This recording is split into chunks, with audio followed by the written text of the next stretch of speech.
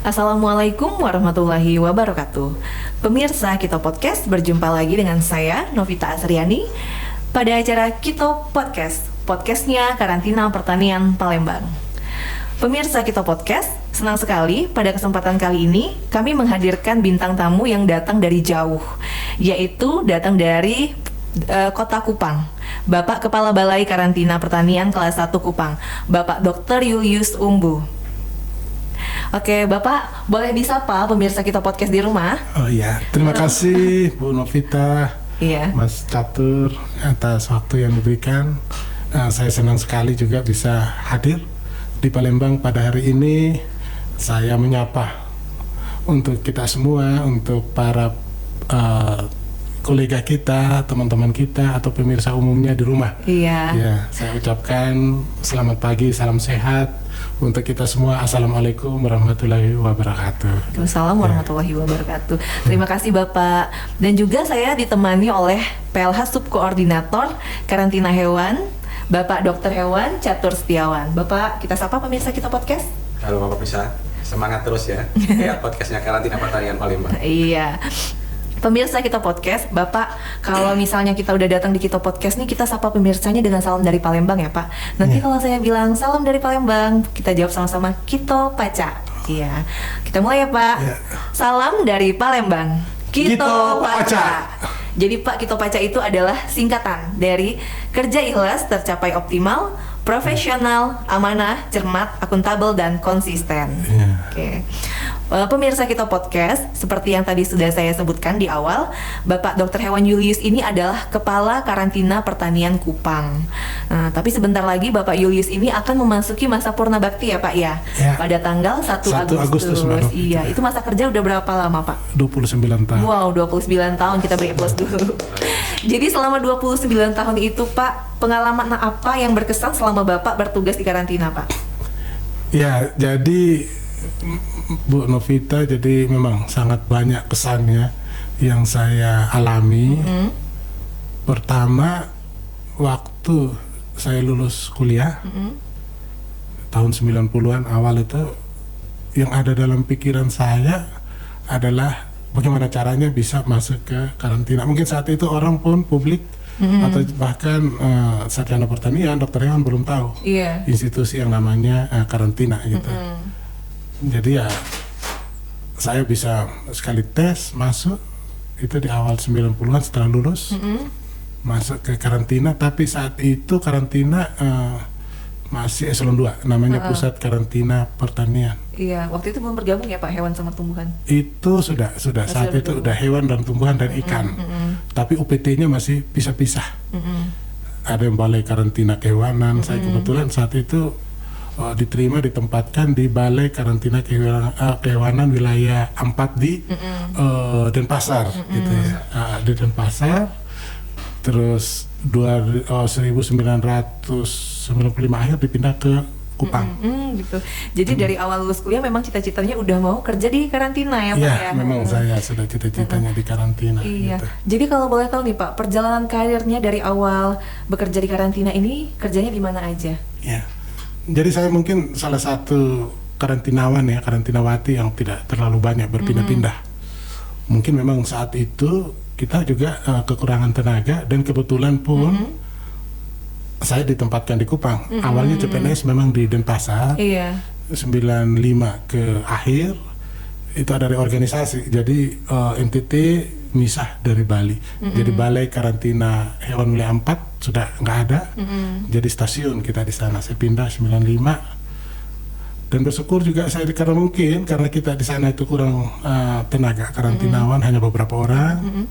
Jadi tidak berpindah-pindah, sering berpindah-pindah. Hingga 2017 saya di Kupang. Nah, 2017 jadi ada reorganisasi. Saya juga jadi tenaga struktural, eseloniring ya. Dulu belum tinggi-tinggi banget. Merangkap juga dokter hewan karantina. Nah, jadi struktural merangkap nanda tangan sertifikat. Itu perjalanan yang saya lihat. Terus yang saya alami, karantina itu kan mengalami perkembangan. Iya Pak. Organisasinya berkembang, terus terkait juga dengan SDM juga yang bertambah, fasilitas penganggaran juga mengalami peningkatan yang signifikan. Jadi saya di karantina udah merasain berapa presiden ya. Jadi saat Orde Baru saya sudah jadi PNS, zaman Pak Harto gitu, reformasi ke Pak Habibie, Ibu Gus Dur, Ibu Mega, hingga Pak Jokowi jadi berapa presiden Iya, saya. udah berapa kali presiden kan? Presiden. Nah, saya tahu perkembangannya, dan memang kita karantina dulu itu susah-susah sekali ya. Misalnya kalau perjalanan dinas ada rapat, dulu Iya. kita diundang, kita naik kapal laut. Oh gitu. Dari Kalau sekarang Kupang. udah enak ya Pak ya, udah naik pesawat. Kalau sekarang naik pesawat tinggal menjadwalkan kapan. Iya. gitu.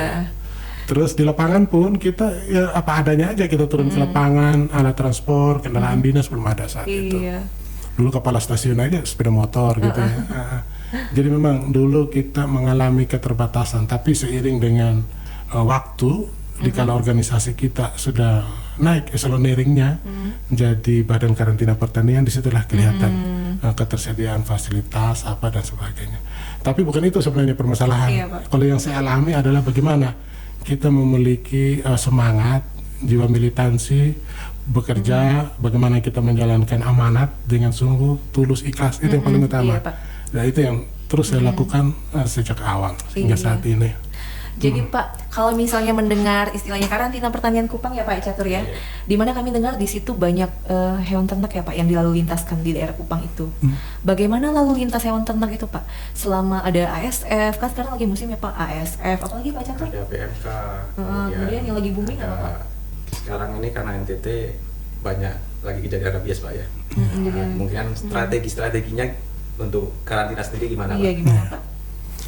Jadi memang kita sudah menyadari bahwa akhir-akhir ini terjadi wabah penyakit eksotik gitu ya, eksotik yang sangat masif, dan penyebaran juga sangat cepat, penyebarannya sangat cepat. Nah, untuk NTT kita menyadari itu, walaupun masuknya tidak langsung ke NTT, walaupun ke provinsi lain, bila masuk ke provinsi lain terjadi wabah, kami sudah lakukan kesiapsiagaan yang luar biasa, mulai dari yang namanya deteksi dini ataupun yang namanya early warning system, itu yang kita jaga. Nah, terkait dengan penyakit tadi yang banyak ya, PMK, saya cerita tentang PMK ya, sama LSD dulu yang pertama. Jadi kita setelah mendapatkan rilis bahwa di Jawa Timur dan Aceh, satu kabupaten di Aceh ya, kalau nggak salah 3 di Jawa Timur, kita dapat rilis hari Jumat, itu Mei kalau nggak salah tahun lalu, itu langsung kita respon. Jadi saya langsung rapat koordinasi Pak. Prinsip saya yang terkait dengan lalu lintas ini, tongkat kendalinya harus ada di karantina, bukan di mana-mana gitu loh. Karena itu amanat undang-undang. Iya, Pak. Nah, jadi saya prinsip karantina tidak boleh mengekor, tidak boleh mengekor ke instansi lain. Karena tadi amanat Undang-Undang 21, tongkat kendali saya harus ambil dan harus yang terdepan. Iya, harus terdepan Pak. Iya, jadi saya undang dari Dinas Peternakan Provinsi. Kebetulan di NTT ada Fakultas Kedokteran Hewan, saya panggil pakarnya. Juga Fakultas Peternakan, saya juga ngundang Perhimpunan Dokter Hewan Indonesia, termasuk Perhimpunan Sarjana Peternakan, bahkan mantan-mantan kepala dinas peternakan yang dokter hewan. Saya undang. Terus kita bikin workshop kecil, diskusi-diskusi, terus saya sampaikan ini ada wabah PMK, ini penyakit yang tidak bisa disepelekan sebelah mata, karena saya tahu karakteristik virusnya, epidemiologi penyakitnya seperti apa, pola penularannya saya tahu. Kita diskusi, kita buat kesimpulan, rumusan. Nah, itulah yang kita sampaikan ke pemerintah pusat dan daerah. Jadi sampai pada kesepakatan dan didukung oleh instruksi gubernur, NTT ditutup, tidak boleh masuk hewan dan produk hewan-hewan rentan penyakit PMK. Juga produknya jadi bukan low risk yang kita pakai, tapi zero risk, nol risiko. Sampai ke es krim, pokoknya produk-produk hewan kita larang hewan masuk. juga nggak boleh masuk ya. Nah itu, nah itu kita tetap konsisten juga sampai sekarang. Tapi ada juga perlahan kita mulai koreksi, seperti es krim sudah boleh, susu sudah boleh gitu. Tapi yang produk hewan segar atau hewan sampai sekarang belum. boleh sih, Mas. Iya, nggak boleh masuk. Dan hasilnya Iya. sampai sekarang NTT masih dinyatakan bebas PMK. Wow, keren ya Pak ya, bebas Keren. PMK. Dan bebasnya NTT dari PMK ini merupakan satu-satunya provinsi pemasok ternak atau penghasil ternak nasional. Oh.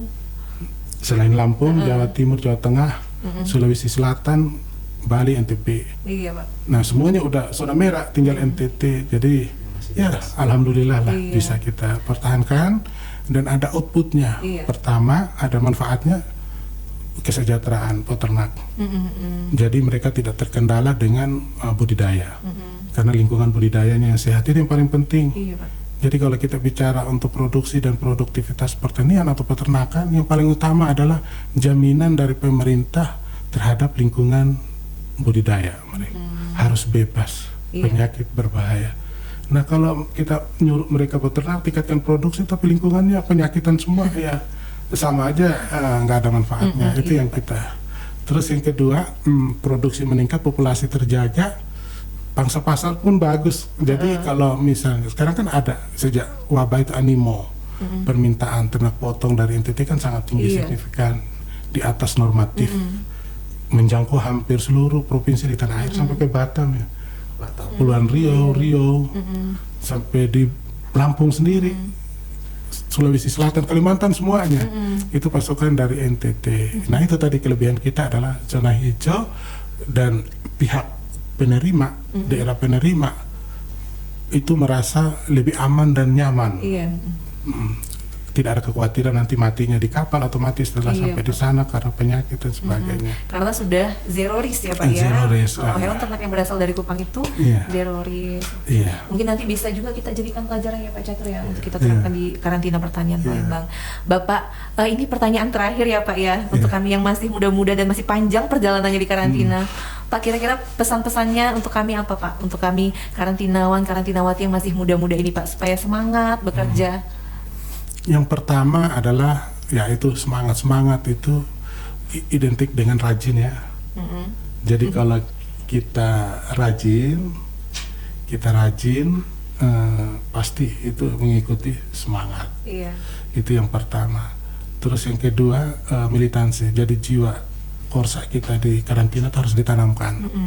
Jadi apa tujuan kita itu melakukan kerja yang sungguh-sungguh di karantina adalah untuk mencapai satu tujuan gitu ya. Tujuan yaitu karantina itu harus hadir di tengah masyarakat. Karantina itu harus menjadi pelindung bagi budidaya usaha pertanian maupun peternakan rakyat dari risiko-risiko penyebaran penyakit atau masuknya penyakit. Jadi semangat tadi itu diikuti juga dengan integritas. Iya. Jadi saya lihat generasi milenial ini sudah sangat luar biasa ya. Saya ambil sampel di Kupang, semangatnya luar biasa. Iya, Pak. Dan juga saya sebagai yang senior sering menasehati, mendorong gitu ya. Ayo tempat kita itu di lapangan. Iya Pak. Karantina itu tempatnya di lapangan, bukan di ruang ber-AC. Mungkin kalau ruang ber-AC nanti kalau bikin dupak ya. Tapi kalau kerja kita itu adalah di lapangan. Jadi kalau di NTT ngambil sampel darah, itu jumlahnya ratusan sampai ribuan loh sekali ngambil. Oh, banyak Terus sekali ya Pak ya. melakukan pengujian laboratorium. Terus seperti kita di NTT itu kan pengawasan masif 724 dari 13 titik wilayah kerja. Oh, 13 wilayah kerja. Iya. Oke Pak. Jadi saya dorong teman-teman itu semangat, ayo naik ke kapal, sisir kapalnya, minta kargo manifestnya, Iya. muatan kapal, cocokkan dengan yang dimuat di kapal. Jadi yang pertama teman-teman itu semangat dan melakukan penyisiran.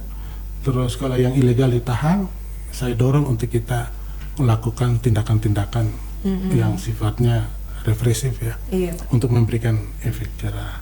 Jadi ya tadi terkait dengan generasi muda, yang pertama kita harapkan semangat itu tetap. Terus yang semangat juang ya. Terus yang kedua menjaga integritas, kejujuran kita sebagai ASN yang berakhlak gitu ya, yang berakhlak. Terus tidak usahlah kita pikir hal-hal yang negatif, apa yang kurang mematikan motivasi, seperti misalnya jauh dari keluarga gitu kan, karantina ini kan penting. Karantina harus siap ya Pak, ya, tempat mana saja. Atau misalnya ini jauh dari teman dekat atau rumah dan sebagainya ya. Tapi kalau masih muda saya rasa carilah pengalaman. Iya, pengalaman sampai sebanyak-banyak ke timur ya, Pak. sana ya. Oke. Gitu ya. Bapak, terima kasih ya Pak ya sudah berkenan hadir di Kito Podcast. Karena berhubung Bapak udah datang jauh-jauh dari Kupang, saya mau kasih sebuah pantun ya untuk Bapak. Iya. Iya, sarapan pagi di Palembang, jangan lupa makan pempek kates. Terima kasih Kepala Karantina Pertanian Kupang berkenan hadir di Kito Podcast. Terima kasih Mbak Novi ya. Iya. Mas Catur, terima kasih ya. Bapak, terima kasih atas waktu dan kesempatannya. Dokter Hewan Catur juga Sama-sama. terima kasih Dok. Iya. Pemirsa Kito Podcast, sekian dulu podcast kita pada kesempatan kali ini. Jangan lupa nantikan podcast kami berikutnya. Sampai jumpa. Wassalamualaikum warahmatullahi wabarakatuh.